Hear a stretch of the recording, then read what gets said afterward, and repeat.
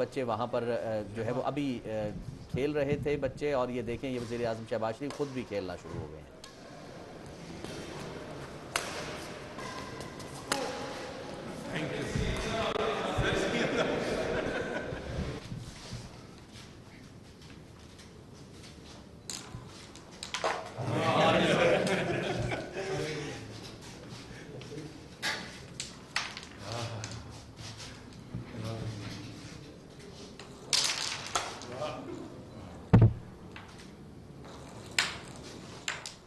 वज़ीर आज़म शहबाज शरीफ मुख्तलिफ़ सहूलतों का जायज़ा ले रहे हैं। बच्चों के साथ जो है वो मुख्तलिफ़ खेलों में भी उन्होंने हिस्सा लिया है। जो स्पोर्ट्स कॉम्प्लेक्स में इंडोर खेल जो है वो मौजूद हैं, जैसे कि हमने देखा कि उन्होंने पहले बैडमिंटन खेली, उसके बाद टेबल टेनिस भी जो है वो बच्चों के साथ खेली, और अब इस वक्त निगरान वज़ीर आला पंजाब मोहसिन नकवी वज़ीर आज़म शहबाज शरीफ 2 बच्चों के साथ कैरम बोर्ड से लुत्फ़ अंदोज़ हो रहे हैं।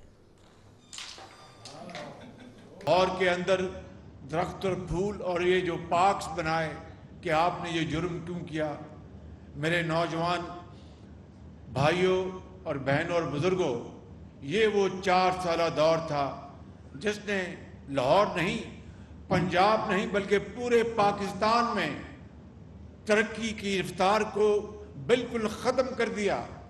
और नवाज शरीफ की लीडरशिप में जो पाकिस्तान के अंदर बिजली के अंधेरे ख़त्म हुए, सड़कों का जाल बिछा, सी पैक के मंसूबे, अरबों डॉलर के मंसूबे, चीन ने नवाज शरीफ के ऊपर एतमाद करते हुए जो मंसूबे लगाए, वो तमाम मंसूबों को ख़त्म कर दिया गया। और यहाँ तक कि कौम के नौजवानों, कौम के बेटों और बेटियों के लिए जो बेहतरीन सहूलतें जो बनने जा रही थी, इनको ख़त्म कर दिया गया।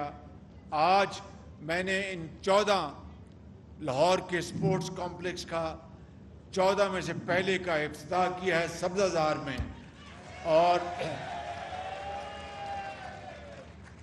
और मैं आपको यकीन दिलाता हूँ कि शायद ना शेप्स में और कौन से लाहौर में शेप्स के अलावा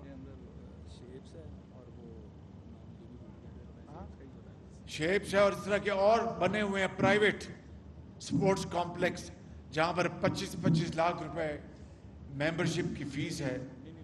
ये आपको बेहतरीन ये स्पोर्ट्स कॉम्प्लेक्स का तोहफ़ा अल्लाह ताला के फजल व करम से जो नवाज शरीफ के दौर में आगाज़ हुआ, मुकम्मल हुआ, वो दिया गया है। और इसका कुलिया ये बनाया है कि अगर बिलफर्ज अगर 1000 अफराद की यहाँ पर मेंबरशिप है तो 500 जो मेंबर्स होंगे वो स्कूलों और कॉलेजों के हाई अचीवर्स तलबा तालबात होंगे इंशाअल्लाह। और उनके लिए कोई फीस आपके लिए मुफ्त होगी, उन बच्चों के लिए और बच्चियों के लिए फ्री। और सिर्फ सब्ज़ाज़ार के जो वालिदैन हैं उनके बच्चों और बच्चियों के लिए यहाँ पर जो कोई फीस नहीं होगी, और बच्चियों के लिए अलहदा स्पोर्ट्स कॉम्प्लेक्स और बच्चों के लिए अलहदा स्पोर्ट्स कॉम्प्लेक्स है। और तमाम सहूलतें दोनों तरफ बच्चों और बच्चियों के लिए यकसां हैं। और फिर इन शानदार स्पोर्ट्स कॉम्प्लेक्स को अच्छी तरह चलाने के लिए, देखभाल करने के लिए बाकी जो 50% मेंबरशिप होगी उनके ऊपर फीस लगाई जाएगी, ताकि उस फीस से ये मशीनें, ये तमाम स्विमिंग पूल, इनकी मेंटेनेंस हर लिहाज से उसको बहुत आला पाए पर रखा जाए, ताकि ये 1 साल 10 साल के नहीं बल्कि दिहाइयों तक ये स्पोर्ट्स कॉम्प्लेक्स सब्ज़ाज़ार के बच्चों और बच्चियों के लिए एक शानदार फैसिलिटी बनी रहे। मेरे नौजवान साथियों, बुज़ुर्गों, भाइयों और बहनों, मैं आपको ये आज कहने आया हूँ कि कल अभी बजट आया है पाकिस्तान का, जो कि वज़ीर ख़ज़ाना जनाब हिसाब डार साहब ने اس کا اعلان اسمبلی میں کیا. آپ نے بجٹ کے جو بڑے بڑے اعلانات سن لیے ہوں گے. میں صرف ایک بات کرنا چاہتا ہوں. میں نے خود پورے 2 ہفتے دن رات زرعی شعبے میں، انفارمیشن ٹیکنالوجی میں نوجوان بچوں کے لیے ان کو وظائف دینے کے لیے، ان کو جاب دینے کے لیے دن رات میں نے اس بجٹ کے لیے کام کیا. لیکن سب سے بڑا مرحلہ تھا کہ بجٹ میں غریب آدمی جو مہنگائی سے پس گیا ہے. لوگ ضرور، آپ بھی یہ ضرور کہتے ہوں گے کہ شہباز شریف یہ وہ تو نہیں ہے. ہم تو شہباز شریف کو جانتے ہیں جو ہسپتال بناتا تھا، دوائیاں فری دیتا تھا، جو یونیورسٹیاں بناتا تھا، فری لیپ ٹاپس بچوں کو دیتا تھا، ہسپتالوں اور یونیورسٹیوں میں اعلیٰ تعلیم مہیا کرتا تھا، سڑکیں بناتا تھا، سالڈ ویسٹ، PKLI، اس طرح کے شاندار منصوبے بنتے تھے. آج 1 سال سے کیا وجہ ہے؟ میں آپ کو آج یہ بتانا چاہتا ہوں کہ جب اپریل 2022 میں ہم نے اقتدار کا یہ ذمہ داری سنبھالی تو اس وقت IMF سے پچھلی حکومت کے معاہدے کو اس حکومت نے توڑ دیا. پھر اس کے بعد آپ نے دیکھا کہ دنیا میں مہنگائی کا ایک عروج تھا. تیل کی قیمتیں آسمانوں پر پہنچیں کیونکہ یوکرین میں جنگ شروع ہو گئی، کھاد مہنگی ہو گئی، تیل مہنگا ہو گیا. پھر پچھلے سال تاریخ کا سب سے بڑا سیلاب آیا پاکستان میں، جس کے لیے ہم نے جو بھی ہمارے پاس وسائل تھے، میرے بزرگوں، بھائیوں اور بہنوں، ہم نے دیوانہ وار دن رات کبھی سندھ میں، کبھی بلوچستان میں، کبھی KP میں، کبھی پنجاب میں، میں ہر جگہ پہنچا اور جو کچھ بھی ہمارے پاس تھا وہ دکھی انسانیت کے قدموں میں نچھاور کیا. پھر آپ نے دیکھا کہ باہر کے ممالک نے بھی ہماری مدد کی، دوست ممالک نے ہماری مدد کی. یہ وہ بڑے بڑے جو مسائل اور چیلنجز جس کا مجھے سامنا رہا. تیل کی قیمتیں آج بھی آسمانوں سے باتیں کر رہی ہیں. میں آپ کو کیا بتاؤں، جب گیس کووڈ کے زمانے میں گیس کی قیمتیں دنیا میں زمین بوس ہو گئی تھی، اس وقت کے سربراہ کو کوئی خیال نہیں تھا کہ میں یہ سستی گیس خرید کے پاکستان کے کروڑوں عوام کو میں ان کو خوشحالی ان کو نصیب کروں، ان کے قدموں میں ڈالوں، ان کے جھولی میں ڈالوں، صنعتوں کو چلاؤں، زراعت کو چلاؤں.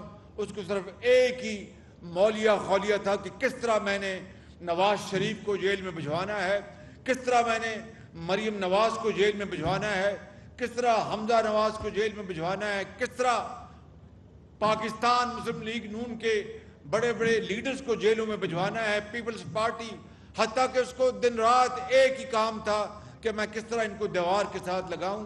اگر یہ جو وقت اس نے ہمیں جیلوں میں بھجوانے کے لیے صرف کیا، اس کا آدھا حصہ بھی اگر وہ محنت کرتا تو آج پاکستان کی معیشت کا حال یہ نہ ہوتا. میں آپ کو یہ کہنا چاہتا ہوں کہ ان مشکل ترین حالات میں میرے پاس ایک بہت بڑا میرے سر پہ بوجھ تھا کہ کس طرح میں غریب آدمی کے لیے ان کی تنخواہ بڑھاؤں، کیونکہ مہنگائی اتنی ہو گئی ہے کہ آج ایک غریب آدمی کا 30,000 35,000 40,000 میں بھی اس کا گزارا نہیں ہے، 50,000 میں بھی گزارا نہیں ہے. کہاں سے وہ اپنی بچی کے لیے وہ تعلیم کی کتابیں لائے گا، بیمار بچے کے لیے دوائی لائے گا، اور ایک چھوٹے بچے کے لیے دودھ لائے گا، اور عید شب رات پر نئے جوڑا کہاں سے لے کے آئے گا؟ میں جانتا ہوں، آپ جانتے ہیں کہ اس وقت غریب آدمی بڑی مصیبت میں ہے. اس لیے ہم نے تمام تر مشکلات کے باوجود ہم نے جناب جو تنخواہوں میں اضافہ، جو سرکاری ملازمین ہیں ان کی تنخواہوں میں اضافہ 1 سے لے کے 16 گریڈ تک ان کو ہم نے 35% ہم نے اضافہ کیا، اور 16 سے 22 گریڈ تک ہم نے ان کی تنخواہ میں 30% اضافہ کیا.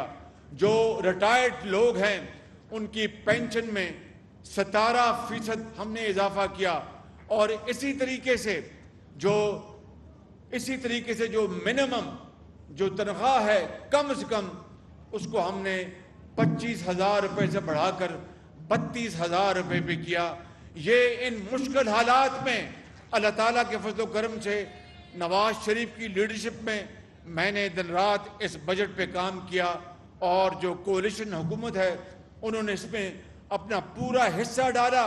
मैं आपको आज आखिरी बात ये बताना चाहता हूँ कि IMF के साथ हमारा मुआहदा करने में अब कोई दिक्कत नहीं। हमने तमाम शराइत खलूस से और बड़ी ईमानदारी से पूरी कर दी। जो उनकी शराइत थी हमने पूरी कर दी IMF के साथ, ताकि हमें IMF से जो बकैया जो इकसात हैं डॉलर्स की वो मिल जाएं।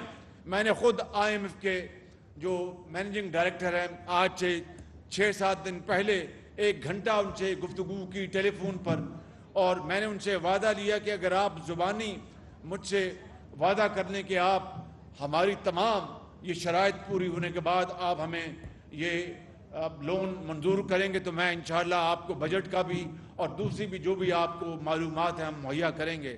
हमने तमाम अपनी जो तरफ से जो भी शराइत थी वो पूरी कर दी। अब इंशाअल्लाह मुझे उम्मीद है कि IMF का मुआहदा इसी महीने में होगा और IMF के इस मुआहदे के नतीजे में हमें जो इकसात हैं बिलियंस ऑफ डॉलर्स की वो मिलेंगी।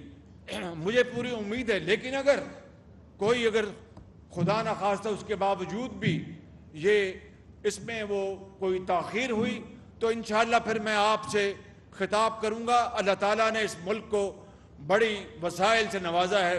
अल्लाह ताला ने आप जैसे जरी लोग दिए हैं, बड़े बड़े करोड़ों नौजवान, करोड़ों बेटियां जो बड़ी काबिल हैं, बड़ी ज़हीन हैं।